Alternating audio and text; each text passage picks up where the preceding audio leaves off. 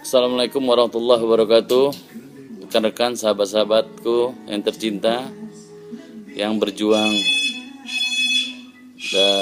di dalam aksi unjuk rasa damai maupun adapun yang terjadi kekerasan, dan rekan-rekanku yang di Jakarta, guru-guru kami yang di Jakarta yang mengarahkan dan memberikan bimbingan untuk melakukan aksi penolakan kebijakan pemerintah dalam hal menaikkan harga bahan bakar minyak. Perjuangan kita belum berakhir, tetapi fakta yang harus kita akuin bahwa sudah dilakukannya pengumuman resmi dari pemerintah untuk menaikkan harga bahan bakar minyak.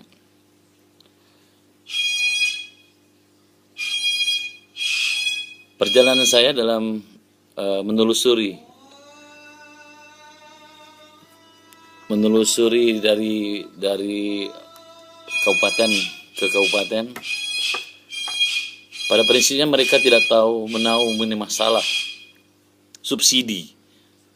Yang mereka tahu harga bahan bakar minyak naik, seluruh kebutuhan pokok dan transportasi meningkat. Yang sangat menyedihkan pada saat ini, seluruh harga komoditi karet sawit, batu bara, kopi, kakao, terjadi banyak problem dari soal harga, dari soal pengangkutan. Ini yang terjadi di Sumatera Selatan. Mereka menginginkan, masyarakat yang saya temuin, grassroots, menginginkan untuk tidak menaikkan BBM. Kalaupun memang tidak bisa pemerintah menaikkan harga BBM, minimal untuk menunda setelah hari-hari besar yang akan kita lalui dalam waktu dekat ini. Hari Raya Idul Fitri, Hari Raya Idul Adha, Natal, Tahun Baru, semuanya membutuhkan biaya yang besar. Ada salah satu yang menggelitik dalam pikiran kita bersama, bahwa minyak hanya dinikmati orang-orang yang mempunyai kemampuan.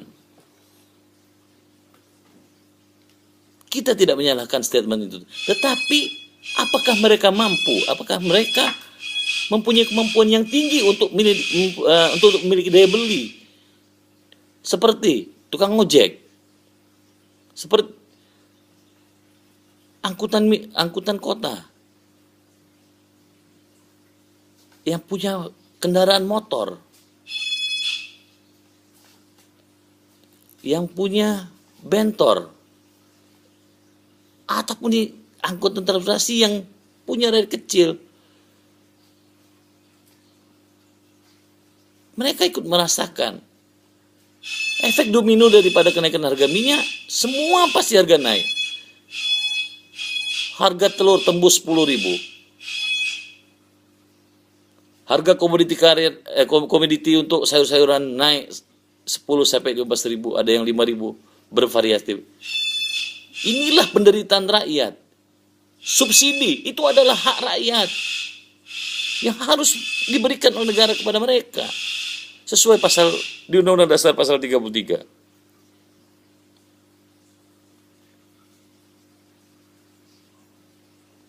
Pemerintah dengan alasan untuk mengurangi subsidi yang terlalu besar,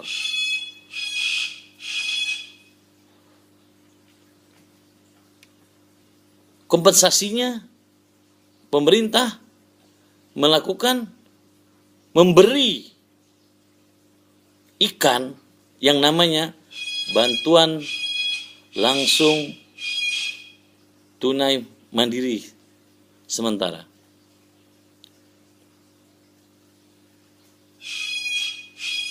Apa hanya 4 bulan, apa hanya 5 bulan mereka merasakan.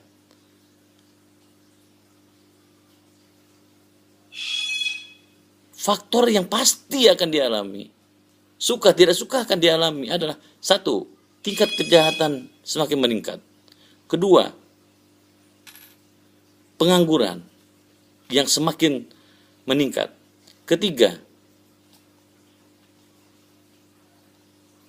manusia-manusia yang ada di jalanan, yang hidupnya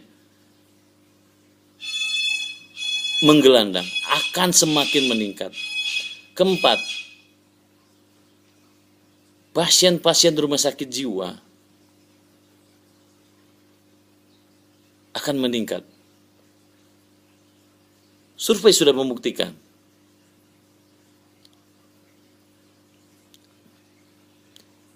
Ketika menyampaikan pemerintah yang diwakili di jajaran kabinet dengan partai yang di partai koalisinya yang duduk di dalam menteri, mereka dengan serius, dengan muka sedih, hibah, menyampaikan bahwa dengan sangat menyesal. Tapi setelah itu saya yakin, hakul yakin mereka tertawa, bersenang-senang. Karena mereka tidak merasakan, karena mereka mendapat jatah untuk bahan bakar. Karena gaji mereka sudah besar, fasilitas, korupsi. Pertamina harus dibenahin. Kemana minyak kita? Yang jelas yang saya tahu, itu dijual ke Thailand, dijual ke Singapura, Hong Kong, melalui jalur tidak resmi. Solar subsidi dijual ke industri. Semuanya siapa yang backing? Ada siapa di belakangnya? Benahin dulu Pertamina. Pertamina, kalau direktur utama Pertamina, kalau bukan bagian dari pemimpin partai yang berkuasa, tidak akan bertahan lama. Terjemahkan. Sekarang untuk teman-teman kita yang di grassroots, kita harus sikapin, suka tidak suka harus kita hadapin, bahwa tidak akan mencukupi beras 25 kilo, kita beli 10 kilo. Telur dari 5 kilo, kita beli 2 kilo. Artinya apa? Secara kuantiti berakibat langsung kepada kesehatan masyarakat.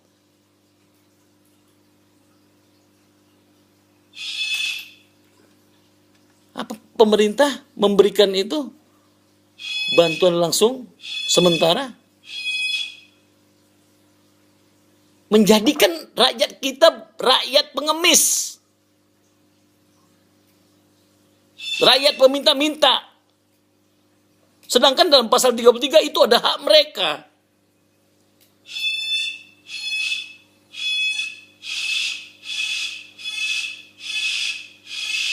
Minyak mentah dunia turun, Brent turun, kita tuntut pemerintah, turunkan kembali. Tapi pasti ada unsur politisnya. Kita jangan negatif thinking dulu. Kalau memang turun, dan memang ini harus ini, turunkan pemerintah. Rakyat sudah banyak menderita.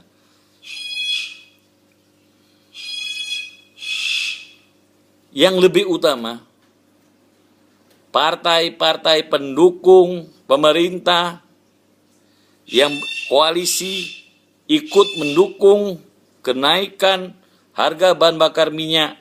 Ingatkan teman-teman dan saudaraku, jangan dipilih lagi, jangan dipilih lagi. Dia adalah wakil kita, dia adalah utusan kita, dia adalah penyampai lidah kita ke pemerintah. Tapi mereka berkhianat.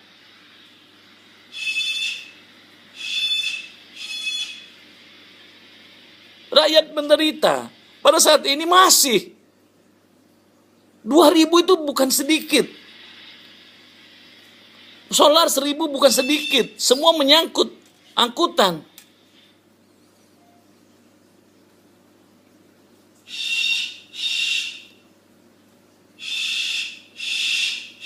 Untuk saudara-saudaraku, sikapin, cari jalan yang terbaik, cari jalan penghasilan yang halal untuk menambah income, hidup tenang. Allah mendengar segala sesuatu yang kita doakan. Allah tahu segala rahasia apa yang akan terjadi di depan. Allah tahu siapa pemimpin yang akan datang. Pemimpin yang tidak menyiksa, tidak membuat masyarakat grassroots menderita. Teman-temanku mahasiswa, terima kasih. Anda telah berjuang keras. Tapi jangan cukup di sini perjuangan kita. Lanjut terus.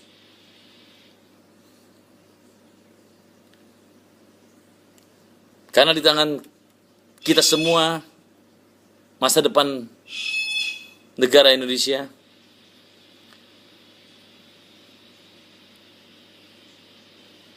Insya Allah, Allah mendengar doa kita dan akan mencarikan jalan keluar yang terbaik.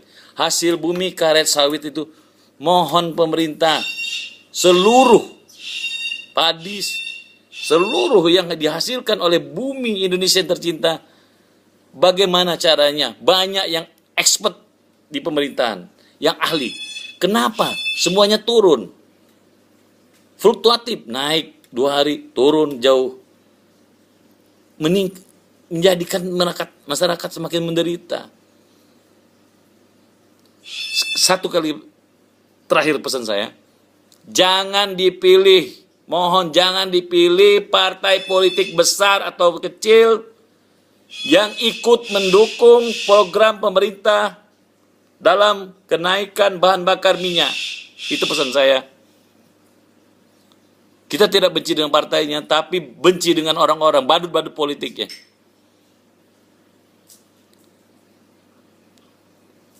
Mudah-mudahan Allah meridhoi kita.